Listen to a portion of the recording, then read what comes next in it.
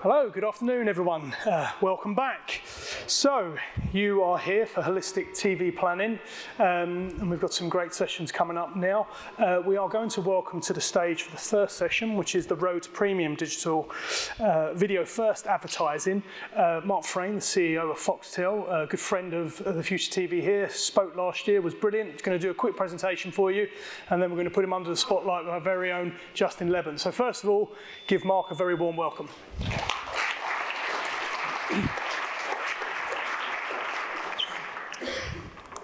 Good to be back. I think the last few years we've kind of come over and we've spoken about some of the big shifts, some of the big initiatives that we've made to drive our business forward. But critically now we're on a journey towards digital video first. And I want to go through, as we see it, the three tenets of that transformation and the strategy behind where we've got to as a business.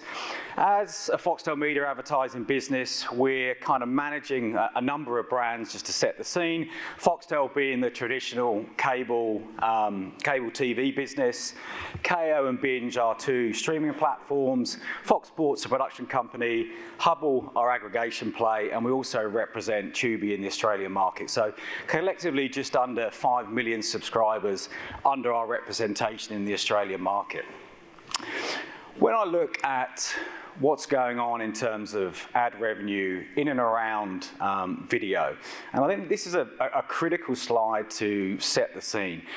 Like we're seeing kind of globally, looking at free-to-air television on the left, linear is in decline. Last financial year, down 8%. We're seeing the free-to-air BVOD players in growth, in double-digit kind of growth. But on the far right-hand side, where a big part of where we're playing on the SVOD side, with Kayo and Binge, Amazon, Netflix launching in the last 12 months in the Australian marketplace, growing at plus 90. And I think this is also a reflection of the way that TV is kind of planned and bought, kind of buying free-to-air television first, topping up with BVOD, and then buying the SVOD last. I think early in the day in the welcome notes they were talking about what happens in 5 years. I think this order will be reversed, that you'll be buying the SVOD digital video first, potentially topping up with BVOD and buying linear last. So a complete flip on what goes on in the industry. Where are we as a platform? In the last kind of couple of years, I've spoken about what we've done from a measurement perspective, what we've done from an ad experience perspective, but our goal was to make such a big shift away from linear and really set us up so we're protected for the future. If I go back to FY21, 12% of our revenue is coming from digital. As we've gone into FY25, we've just gone through 50%. So in August this year, 52% of our revenue was coming from digital video, the rest coming from linear. So an enormous transformation of our business to make sure that we were protected and ready for growth moving into the future. What we've done from an impression perspective is quite incredible. Going back to 2019, just over 200 million impressions, up to just under 6 billion in 2024. So that is through subscriber growth, that is through enormous investment in technology improvements, dynamic ad insertion, whether that be live channels, whether that be VOD on our streaming platforms. So enormous growth in impressions to actually drive our revenue growth moving forward. And we've gone at that relentlessly. Every device, every platform, to make sure we are monetizing every aspect of all of the platforms we've got from a digital video perspective. We've also done a lot of work to change the perception of Foxtel Media as a traditional TV company. We wanted to be seen as not just a leader in television, but a leader in digital video. And we had to change the perception of our business. So a lot of bold moves in measurement, a lot of bold moves moving away from either industry currencies or even industry bodies to actually stand up and represent something different in the marketplace. I think from a strategy perspective, There are some big, bold moves we've made to set the trajectory of where we've come from and where we're going to. But I think a lot of the work there's the big initiatives, but it's also packed with the detail. A number of smaller things we've done to get on this journey and set us up to the future. From operations, revising our structure, recalibrating ourselves, making us more efficient and ready for the future. People, digital ready for workforce. Every one of our sales team has been digitally trained through the Media Federation digital course in Australia. Product, new ad solutions, format, pricing, I mentioned that to fuel our inventory growth. Customer, proving the value, kind of reframing our perception, moving away from being a TV legacy business into one that drives digital video first. Tech and data, prove our capability, enable a single workflow overall. So the three tenets of our transformation to get us to where we are today as a business, unbind from old ways, and that was really, honestly, removing everything that was slowing us down. Any relationships that were in hindering our speed of growth, we cut ties. Forwards fostered, built some new progressive partnerships. Quite frankly, we went and hung with a new set of mates in the industry that were aligned to where we wanted to go and where we actually thought we could generate new ideas together. And common sense, but the final one, move and motivate our people to drive that strategy. Unbind from old ways, so it was kind of the first tenet of our strategy. We reduced the number of the linear trading parameters. We slashed the number of demos we were trading. We halved that in 12 months. We removed day parts to make it easy to trade and easier to deliver. Sure, kind of buying groups where you kind of can't do that. And we're like, well, we just have. And surprised that we didn't lose any revenue. We went through some challenging relationships and comms, but we got through that. We exited the industry representation body. I mean, it's quite ironic to be at the Future of TV, and a couple of years ago, we exited Think TV in Australia. And it was a bold move in itself when a lot of the themes today are about collaboration and working together. But back then, when we spoke to Think TV, so 7, 9, and 10, the three free-to-air networks and us in that body, our view at that time was we need to expand the definition of total television. We need some of the digital video players in that tent to push the industry forward.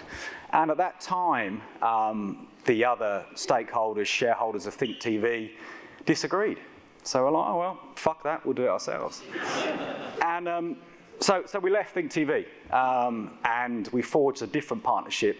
At the end of this year, we will exit OzTam, which is the industry trading currency, so the BARB equivalent in the UK market. And the last 12 months, we've set up our own trading currency. So we have seriously unbinded from old ways. Anything that was slowing us down, we removed and we pushed on our own. Kantar was probably, and I can't speak highly enough of what Kantar have done for us as a business. So 12 months ago, I was on this stage talking about launching a new trading currency with Kantar. And in October last year, October through to December, they processed 2 years worth of set-top box data. We then matched that with the Experian data to produce demographic profiling for our customers. And in 2024, we traded all of our sports inventory with Kantar. And the reason why we did that is the end of last year, the two biggest sporting codes in the Australian marketplace, the AFL and the NRL, we got to the end of the season, and according to OzTam, the audiences were down 15% and 17%, respectively. And my head of sport came and he goes, Mark, we've got a bit of a problem going into 2024. If we go and negotiate on these audiences, we're probably going to lose about 15 or 20 million bucks. And I was like, oh, that's not good. But I kind of said, well, that's only if we accept that that is the truth of those audiences. So we went back, we reprocessed the data, And live sport, it's the last bastion of appointment to view. Like, surprise, surprise, using big data, the audiences were enormously stable. So we traded on that data going into 2024, and we probably saved ourselves 20 million bucks. So Fox Sports is a linear TV channel for us. It's worth about 100 million. If we hadn't made that decision with Kantar, it probably would be worth about 80 million as I sit on this stage today. Looking at the differences between what Oztan was saying about our audience on the left, so people 25-54, the major trading demo in the Australian marketplace. According to Oztan, 49% of our spots were registering a 0. And according to Kantar, it was 2%. So you tell me in the room, buyer or seller, which one would you pick? Like, our business is over if half of our audience is nothing. So we processed the data, Kantar, it was only 2%. So going into 2025, we will trade all of our inventory with Kantar. And in the last 3 months, not only have we ingested our set-top box data, we've added in the streaming data from KO, Binge, Foxtel Go, and Now. So we'll have a complete video solution for our partners moving forward. I mentioned we forged and fostered new partnerships, and I mentioned we exited Think TV. So we exited Think TV, we created the Video Futures Collective, and so we took our toys out of one sandpit and we created another. With these brands, Amazon Ads, Disney, Samsung Ads, SBS, another free-to-air player with a large streaming footprint in Australia, YouTube, Vivo, like, heaven forbid, like, putting yourself to work together with these brands. Like, you take that slide and remove Foxtel Media and put Sky Media in there, like, would that happen in the UK marketplace? I'm not sure. A big, bold step to work with these players. And honestly, the last 12 months, it has been a liberating conversation to genuinely drive the industry forward. And why are we so passionate about this? Because when we go and chat to our clients, they're like, can you help knit all of this together? And like, well, probably not, but we can make a start to get some alignment on where we see the future of television, and the future of television being digital video first. Move and motivate people, staff, earn the right internally, and customers on the journey. I think, like, critically, and it's stating the obvious, but getting our staff on the journey, understanding our strategy, relentlessly presenting it to them, and critically reworking our commission structure to drive them towards that strategy of digital first, earning the right internally. In a kind of subscription business, you've definitely got to earn the right. We're fighting for capital investment versus all the other business units within the Foxtel group. So we had to earn the right internally to get that support. And finally, one of our values is customer first. We've got to get our customers, both agencies and advertisers, on that journey. So where are we in 2024, and how has that gone overall as a 3-tenant strategy? So we are currently tracking at 38% growth in digital. We picked up 300 new clients. Those previous clients are spending 30% more with us. 66 addressable segments we've launched across all of our digital video inventory. 94% staff understand our strategy. I'll probably have to go and find the 6% because I'm not sure what they were doing at that moment in time. We've trained 40 new people in terms of digital training. We've increased our staff in advanced advertising by 35%, implemented an end-to-end workflow for all of our sales assets. We've connected with 3 new return on investment partners, and that's matching our Kantar data with outcome-based work with those kind of new companies. And 93% staff are proud to work for Foxtel. So it's probably the same 7 and 6% on those two that I actually need to go and find. But overall, I think a really encouraging story of where we are as a business, full buy-in from the staff, and enormous growth in probably where we see it, the key areas. So that's the trajectory that we've been on for the last 5 years. Go back to FY20, 7% of our revenue is from digital. We've just gone through that milestone of 52. And I don't think any business can be future-proofed, it can be future-ready. But I think now we are more protected than anyone else. I think any business right now that has still got 80, 90% of its revenue coming from linear is in for a tough few years. Like, that is managing decline, cutting costs, continually transforming. For us moving forward now, 52% of our revenue is coming from digital video. The other 48 is coming from linear, but 30% of that is live sport. So I would say we've got probably about 18% of our revenue base that is going to be going through structural change, but the rest of it is going to be growing. So we are on a new growth curve, and those 3 tenets of our strategy hopefully have given you a flavour of how we got there. Thank you.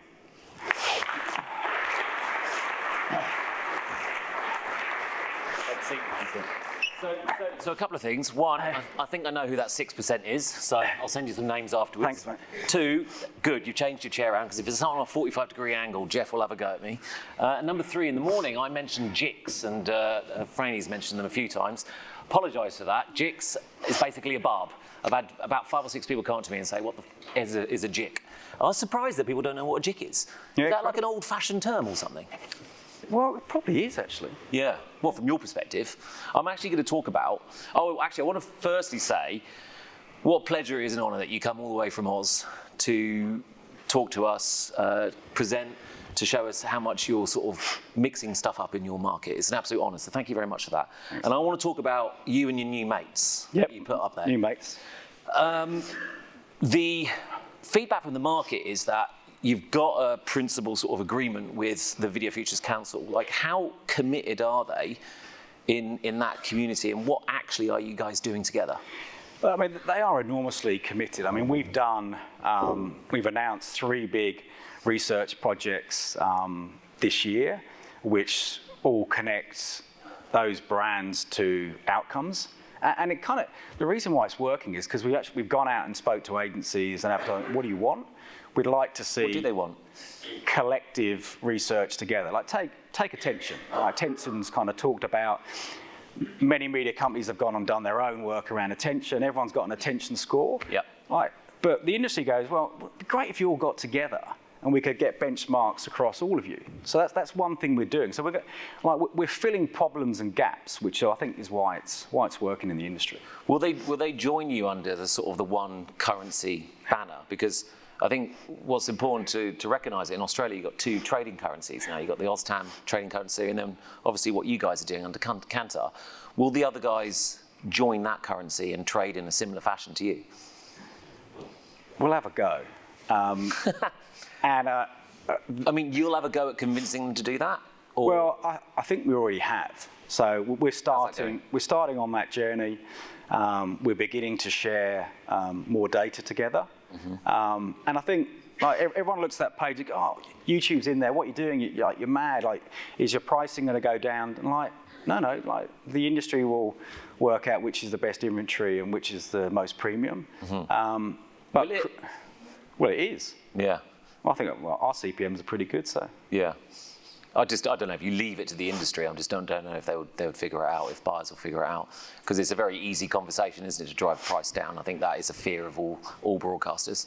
Well, it is, but there's only a certain layer of premium inventory. Unfortunately for us, we've got most of it. So, does having them in the room together mean that you have a little bit more weight to convince them to do things like, I don't know, have greater transparency in their trading and things like that? Yeah, it does. I mean, honestly, it is a really liberating conversation to be sitting around a boardroom table with those brands that are all in it to grow the industry and lead the industry. So it's genuinely quite refreshing. Might sound a bit kind of alien with some of the brands up there, but it's bloody good. No, and I totally agree. And I've received criticisms before with having YouTube involved in Future of TV events. And my response has always been, I look like a bit of a plum if I don't have YouTube part of the Future of TV events, considering that they are you know, they have a certain amount of supply and demand for their inventory on TV sets. I'd go and ask an advertiser, right? Well, what's their definition of TV? Oh, it's YouTube, it's Disney, it's Netflix, it's free to it's everyone together. And this is the problem. I think so often when we talk about the definition of TV or total TV, like it's so self-serving. Like total television, oh, it's linear TV and BVOD put together. No, it's not. That's half the industry. What about the rest of it? What about the SVOD players? What about YouTube? That's what consumers see, and that's what advertisers see. So Oztam, you mentioned that. Oztam sells based on total TV. Actually, the whole world sells on total TV or multi-platform TV. Do you not like those terms? No, it's not that I don't like those terms. I just think, to what I just said, like solving incremental reach, linear TV and BVOD put together, that was a problem that needs to be solved 6 years ago. Like, what's happening now is advertisers and agencies want to see all of their video together, delivered through IP, so they can track it, measure it, and therefore the total TV definition needs to be completely redefined. When a business, when a body, whether an industry talks about total TV, and they talk about it from their perspective, and kind of just go, oh, there's a lot more over there, but I'm not going to talk about it. Yeah. It's not very progressive. What term would you recommend that the TV industry use then, if it's not total TV? Well, whether it's, I mean, I genuinely think, and I said it a few minutes ago, in 5 years' time, you'll be buying... Flipped. It will be flipped. Yeah. So I would probably put video in the title somewhere. So do you think the Video Futures Council will be, you know, you look at Oztam, the market represents, it's like 48% of the market. When I was there last, it was around 48%.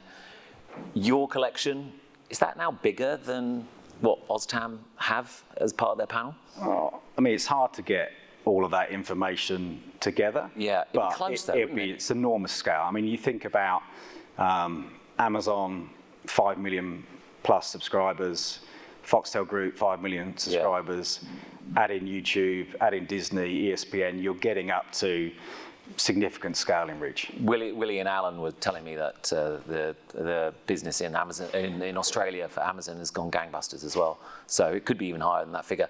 Do you think, you probably don't want to answer this, but I tell you what, I'll give you a yes/no question, so you have no choice but to answer it.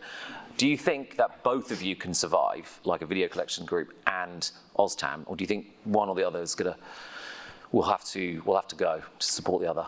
I mean, I've said this publicly.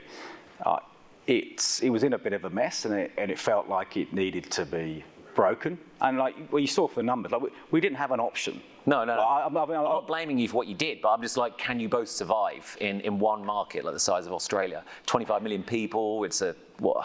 Yeah, but I mean, it's still a $20 billion advertising market. So can we both survive? Yep. Like, is there a moment of time in the future where it comes back together? Probably, but under a very different set of terms. I mean, have they already approached you with something like that? Has Kaz been making eyes at you? She runs Oztam, Karen. Well, I mean, there's been some interesting overtures, but it was so late. Like, right. What we've done in the last 12 or 18 months, you don't, oh, we'll do that tomorrow. So we've made those business decisions a long time ago. So going back to the point, do I see it evolving and coming back together? Potentially, but right, we're at the future of TV.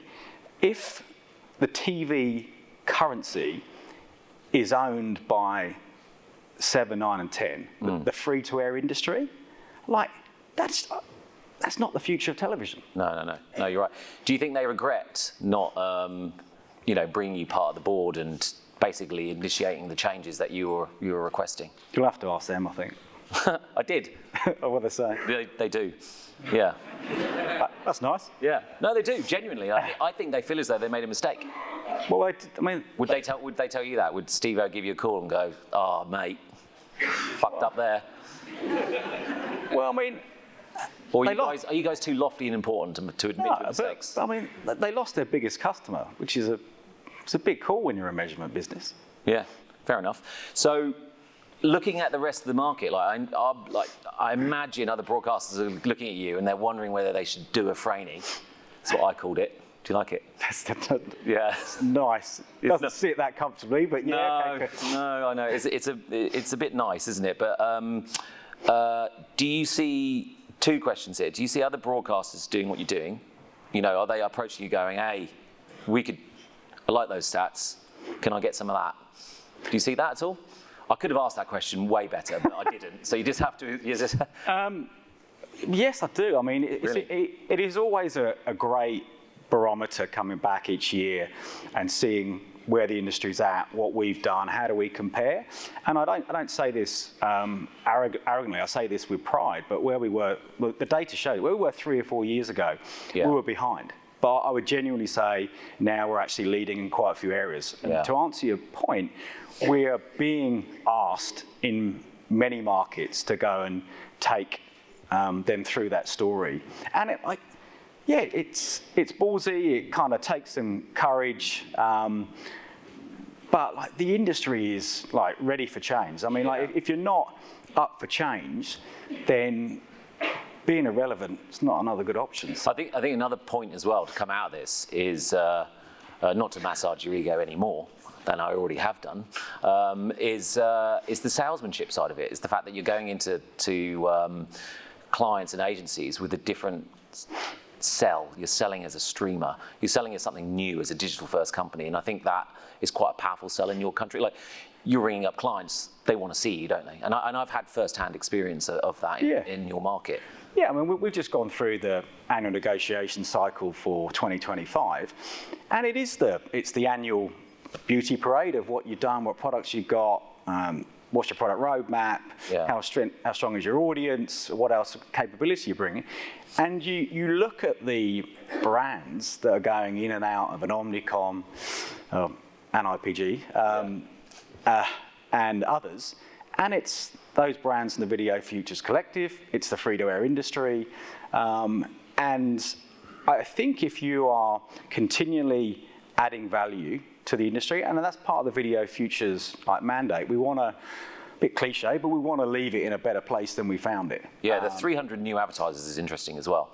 Yeah. Like, are you telling me they've never been on TV before? Never been on our platform. Never been on your platform before? And I guarantee you, I'm not going to speak for all those brands on that page of the Video Futures Collective, but I'll be very surprised in going into 2025 if all of those brands are not growing ahead of the market. That'd be good to see that. And I think we're going to do something like that in Sydney, actually, talk to some of those brands who have invested early in your platform. Yeah. So the final point here is that one of the big themes of this event for years now has been like the global broadcasters working together, collaborating in your markets locally. Is that a little dead in your market, collaboration? Because you guys used to always get together, you would say you're going to do all these great things, didn't materialize, then you fuck shit up. So, like, do you all get together anymore? Is that completely dead? I mean, we get together, but just like talk is cheap. Like, you kind of go into a meeting room, have a chat, let's talk about doing this, walk out, people go, well, fucking know I'm doing that. It's like, I don't know. I mean, I think. Isn't that odd in Australia? Because you guys are quite straight talking, but. Yeah, I mean, but I think you've got 3 free-to-air broadcasters, which is unusual in any market. Media is kind of front-page news in Australia, so you've got some big legacy kind of egos as part of that. But I wouldn't say collaboration is dead. It's probably paused with a certain group of people, but collaboration's thriving with some of those that really want it. The new folks. The new mates, yeah. Yeah, fair enough. Well, actually, one quick question. I know I've got a little bit of time here. Do you think that because you're doing things on your own now, that you're able to be a little bit more nimble and innovative, rather than doing it as a group together? So you take bloody ages to make a decision, but now you can act a little bit quicker. Oh, I mean, 100%. I mean, I cannot. I didn't really have a timeline for it, or we didn't have a timeline for it. But to stand up a measurement solution and a currency with 2 years back data, matched with Experian, linked to return on investment companies in under 12 months, which has just underpinned our negotiations. If I was doing that with, well, quite frankly, any set of mates, no way we could have done it in 12 months, no way. So I think part of the success of that story has been, going back to the strategy, is unbind from our old way and just go for it. And we've been able to do it at incredible speed. Okay, that's a good point. Just go for it. Ladies and gentlemen, Mark Frain. Cheers, buddy. Awesome.